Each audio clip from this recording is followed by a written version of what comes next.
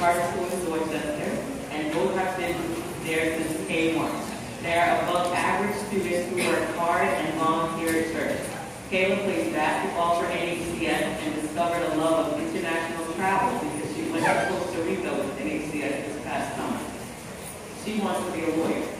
Miles plays basketball, soccer, lacrosse, and baseball, loves music and math, and aspires to be a member of the WWE. Yes, World Wrestling Team. The reason I blame the committee of Lift Cap is that I believe parents need more high-quality options for their children's education. There should no longer be any doubt that in Massachusetts, our charter school experiment has been successful. We have learned some best practices, many of which are being implemented in charter and district schools.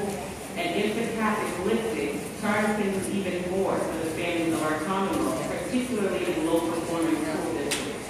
And personally, I just want AHCS to have a high school so that our kids can continue to receive the high-quality instruction and care from the staff that we love. One of the things that is often said about charters is that discipline policies are too stringent, especially when it comes to Black and Latino boys. Well, as a mom to a Black son, let me speak to my experience with this. Miles is one of those kids who needs immediate feedback. He talks out in class at inappropriate times. He's argued with the teacher when he feels that she or he is wrong. He's a bit feisty like his mom. But NHCS truly works in partnership with us to address these issues. We've met with his teachers, we've met with the headmaster, the executive director if needed, and together we've come up with creative ways to keep him in the classroom and help him manage his behavior, not missing out on learning time.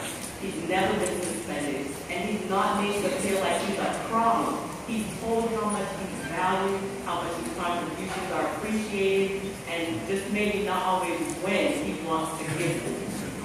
Right now, my husband and I are looking into high schools for Kayla, and there's so much inconsistency in quality that it's hard to be able to make a good decision for her. It's scary, and we're considering charter, BPS, parochial, all of them.